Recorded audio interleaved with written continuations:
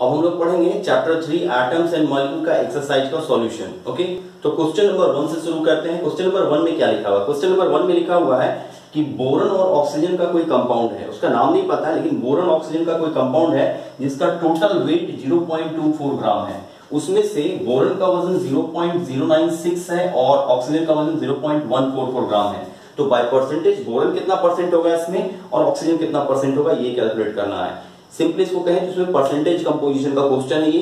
इसमें परसेंटेज बताना है, बोरन कितना परसेंट और ऑक्सीजन कितना परसेंट है। बहुत सिंपल सा तरीका होता है। आपको किसका निकालना है? Percentage of boron. Okay, percentage of boron अगर हमको निकालना है तो कितना बोरन का वेट है डिवाइडेड बाय टोटल कितना वेट है इनटू 100। ये सिंपल परसेंटेज का तरीका होता है। तो आपके पास बोरन का वेट कितना है? 0.096 डिवाइडेड बाय टोटल है 0.24 इंटू 100। ओके, इसको सिंपली सॉल्व कीजिएगा, बहुत आसान सा क्वेश्चन है। ये आएगा आपका 40%। ओके, अब हम लोग जानते हैं कि ओवरऑल जो परसेंटेज होता है तो 100 ही होता है। अगर मेरे पास दोनों में से एक का परसेंटेज 40% है तो दूसरा का कितना होगा? अब ये सी बात है 60% ही होगा। लेकिन चलिए कैलकुलेट भी करके देख लिया जाए, आंसर तो वही आना है। फिर भी अब देखेंगे हम लोग किसका परसेंटेज निकाल रहे हैं? Percentage of oxygen. ऑक्सीजन तो जो तरीका इसमें लगाया इसमें भी लगाते हैं। ऑक्सीजन का परसेंटेज चाहिए। ऑक्सीजन का मास कितना है? 0.144 डिवाइडेड बाय टोटल मास है 0.24 इंटू 100। इसको आप सॉल्व कर लीजिए, आ जाएगा आपका 60%। ऐसे भी बना सकते हैं या शॉर्टकट चाहिए तो उस तरह से आप ऑब्जेक्टिव क्वेश्चन बनाने तो टिक मार सकते हैं इस तरीके से। लेकिन हाँ, एक का तो मास आपको इधर बोरन या ऑक्सीजन का कैलकुलेट करना ही पड़ेगा। अब हम लोग देखेंगे क्वेश्चन नंबर 2। क्वेश्चन नंबर 2 में क्या है? क्वेश्चन नंबर 2 में है कि 3 ग्राम कार्बन 8 ग्राम ऑक्सीजन के साथ मिलकर 11 ग्राम कार्बन डाइऑक्साइड देता है। तो भाई 3 ग्राम कार्बन 50 ग्राम ऑक्सीजन के साथ जलकर कितना कार्बन डाइऑक्साइड देगा? ध्यान से समझिए, इसमें लिमिटिंग रिएजेंट वाला कॉन्सेप्ट आता है। लिमिटिंग रिएजेंट को कहते हैं जो कंप्लीटली कंज्यूम होता है। तो यहाँ कार्बन 3 ग्राम कार्बन को 8 ग्राम ऑक्सीजन से रिएक्ट करने का capacity completely 3 gram carbon react कर जाता है 8 ग्राम के साथ। अब सोचने की बात है, इसके सामने हम कितना भी ऑक्सीजन रख दें, इसको तो 8 ही ग्राम से मतलब है। जैसे अगर कोई आदमी 4 रोटी खा सकता है तो वो 4 ही रोटी खाएगा। अब 3 ग्राम कार्बन को कंप्लीटली कंज्यूम होने में 8 ग्राम ऑक्सीजन चाहिए। उसके सामने किसी आदमी के सामने 3 रोटी खाने वाला कैपेसिटी है, उसको 10, 15, 20, 50 या कितना भी रख दीजिए, उसको मतलब उतना ही खाएगा जितना उसका पेट अलाउ करेगा। उसी तरह से कार्बन को 3 ग्राम कार्बन को 8 ग्राम ऑक्सीजन ही चाहिए। उसके सामने 50 ग्राम रहे चाहे 100 ग्राम रहे, उससे उसको कोई फर्क नहीं पड़ने वाला है। तो यहाँ क्या होगा? 3 ग्राम कार्बन 8 ग्राम ऑक्सीजन को ही कंज्यूम करेगा और दोनों मिलकर के फिर से 11 ग्राम का कार्बन डाइऑक्साइड ही बनाएगा। ठीक है, तो कितना बचेगा चाहिए तो निकाल सकते हैं यहाँ 50 माइनस 8 आपका 42 ग्राम ऑफ ऑक्सीजन आपका बच जाएगा यहाँ पे। ओके, ये हो गया मेरा क्वेश्चन नंबर 2। अब हम लोग देखते हैं question number 3। What is polyatomic ion? Polyatomic ions क्या होता है? नाम देखते हैं पहले।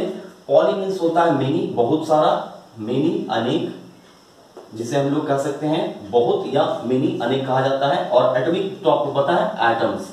कोई और आयंस का मतलब क्या है? कोई भी चार्ज स्पीसीज, किसी एटम पर पॉजिटिव या नेगेटिव चार्ज आता है उसको हम लोग आयंस कहते हैं। कभी कोई एटम अपना इलेक्ट्रॉन लूज करता है तो पॉजिटिव चार्ज और गेन करता है तो नेगेटिव चार्ज होता है। तो इसका मतलब होता है आयंस का मतलब चार्ज एटम। ठीक है, तो कैसा एटम होना चाहिए? ऐसा एटम जो चार्ज हो और उसमें साथ साथ एटम का संख्या मल्टीपल हो, एक से ज्यादा एटम को।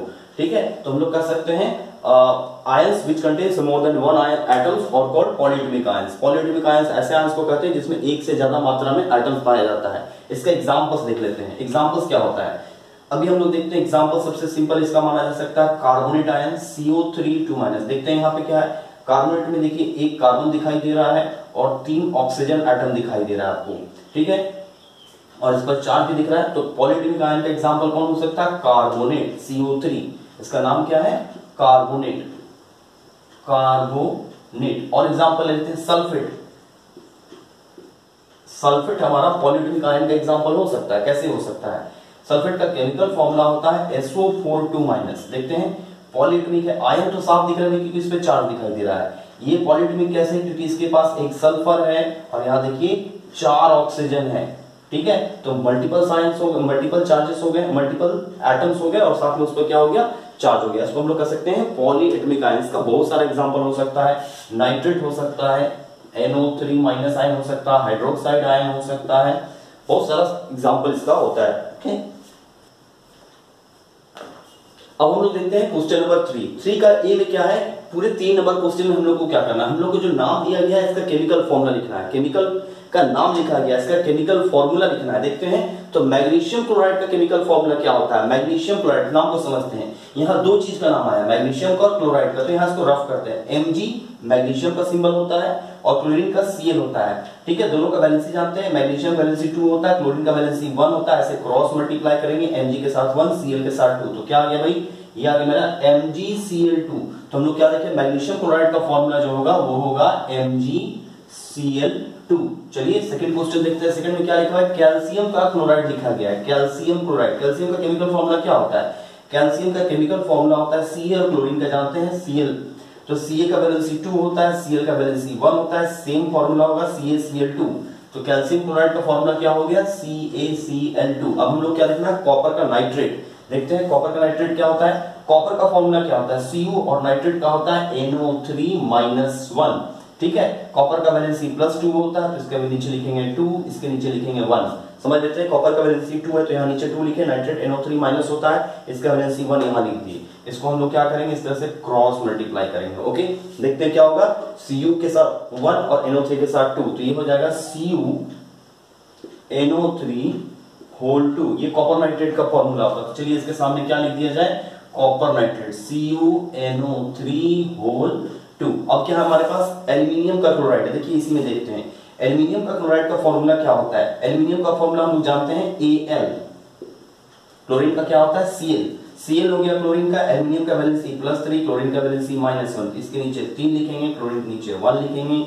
इस तरह से क्रॉस मल्टीप्लाई करेंगे तो Al के साथ 1 आएगा और Cl के साथ 3, तो इसका फॉर्मूला होगा AlCl3। ओके, तो यहां हम लोग लिखते हैं एल्यूमिनियम क्लोराइड में क्या, AlCl3। और फाइनली किसका लिखना है, कैल्शियम का कार्बोनेट का फॉर्मूला लिखना है। चलिए लिखते हैं कैल्शियम का कार्बोनेट। देखते हैं कैल्शियम का फॉर्मूला क्या होता है, Ca, और कार्बोनेट का होता है CO3 2-। देखते हैं कैल्शियम का फॉर्मूला Ca जिसका वैलेंसी +2 होता है, और कार्बोनेट CO3 2-। ओके, तो यहां लिखेंगे 2, यहां लिखेंगे 2, दोनों का वैलेंसी ऐसे क्रॉस मल्टीप्लाई करेंगे, फॉर्मूला क्या आ जाएगा, Ca2CO3 तो देखिए तो सिंपलेस्ट फॉर्म में होता है, इन दोनों को कैंसिल करेंगे तो क्या बचेगा हमारे पास, बचेगा CaCO3। तो ये हो गया कैल्शियम कार्बोनेट का केमिकल फॉर्मूला। क्या हो गया भाई, Ca for calcium and carbonate का CO3। ओके, एक बार फिर से देख लेते हैं क्वेश्चन नंबर 3 को। क्वेश्चन नंबर 1 में मैग्नीशियम क्लोराइड था, मैग्नीशियम का Mg, क्लोरीन का Cl और क्लोराइड का MgCl2 according to valency. Calcium chloride का होगा CaCl2, कॉपर नाइट्रेट का होगा CuNO3, एल्यूमिनियम क्लोराइड का होगा AlCl3। ऐसा 3 यहाँ क्यों आया, क्योंकि वैलेंसी एल्यूमिनियम का 3 था तो वो क्लोरीन में चला जाता है। कैल्शियम कार्बोनेट का आप देख सकते हैं, कैल्शियम का वैलेंसी 2, कार्बोनेट का 2 कैंसिल हो गया, CaCO3। ओके, अब हम लोग क्वेश्चन नंबर 5 देखते हैं। क्वेश्चन नंबर 5 में क्या करना है, जो केमिकल का नाम लिखा गया है इस नाम से पहले इसका केमिकल फॉर्मूला लिखना है और बतलाना है कि इस केमिकल में कौन कौन सा एलिमेंट मौजूद है। ओके, चलिए देखते हैं। सबसे पहले नाम क्या है, स्लेट लाइम। स्लेट लाइम को हम लोग हिंदी में बुझा हुआ चूना बोलते हैं, वो चूना जो आप लोग दीवार पे दिवाली के टाइम पे पोछाड़ा करते हैं, व्हाइट वॉश करने में यूज करते हैं। तो इसका केमिकल जो नेम होता है, ये तो कॉमन नेम है, इसका केमिकल नेम होता है कैल्शियम हाइड्रोक्साइड। ओके, तो हम लोग क्या लिखेंगे केमिकल नेम, मैं यहाँ मिटा दूं, एक्सरसाइज लिखा हुआ, इसका भी जरूरत तो नहीं है, ठीक है। तो कैल्शियम स्लेट लाइम का जो फॉर्मूला होता है वो होता है कैल्शियम हाइड्रोक्साइड CaOH2। अब आप देखकर बता सकते हैं इसमें कौन कौन सा एलिमेंट मौजूद है। तो सबसे पहले तो इसमें कैल्शियम दिखाई दे रहा है भाई, तो सबसे पहला एलिमेंट कैल्शियम है। उसके बाद क्या दिखाई दे रहा है, ऑक्सीजन दिखाई दे रहा है, और फाइनली क्या है इसमें हाइड्रोजन है। अगला एलिमेंट का नाम है, अगला कंपाउंड का नाम है हाइड्रोजन ब्रोमाइड, इसको हम लोग कहते हैं HBr, हाइड्रोजन ब्रोमाइड। कौन कौन से एलिमेंट मौजूद है इसमें, एक सबसे सिंपल तो हाइड्रोजन मौजूद है, और कौन सा है इसमें, तो इसमें ब्रोमीन प्रेजेंट है। अब क्या है, बेकिंग पाउडर। बेकिंग पाउडर का जो केमिकल फॉर्मूला होता है वो होता है NaHCO3, इसको कहते हैं सोडियम बाइकार्बोनेट या सोडियम हाइड्रोजन कार्बोनेट। इसका केमिकल फॉर्मूला होता है NaHCO3। तो कौन कौन से एलिमेंट मौजूद है इसमें, एलिमेंट मौजूद है सबसे पहले सोडियम मेटल, उसके बाद प्रेजेंट है इसमें हाइड्रोजन का एटम, और साथ में प्रेजेंट है कार्बन, और फाइनली प्रेजेंट है इसमें ऑक्सीजन। कौन कौन से एलिमेंट एक बार फिर से देख लेते हैं। बेकिंग पाउडर में NaCO3 में sodium, hydrogen, carbon and oxygen present है। और फाइनली लास्ट में आपका पोटेशियम सल्फेट। पोटेशियम सल्फेट का केमिकल फॉर्मूला होता है K2SO4। K2SO4 क्या क्या प्रेजेंट है, तो सबसे पहले तो पोटेशियम दिख रहा है इसमें, उसके बाद क्या दिखाई दे रहा है, सल्फर दिखाई दे रहा है, और फाइनली क्या इसमें दिखाई दे रहा है, ऑक्सीजन दिखाई दे रहा है। ओके, तो इसमें क्या क्या प्रेजेंट है, पोटेशियम है, सल्फर एंड ऑक्सीजन है। ये हो गया हमारा क्वेश्चन नंबर 5।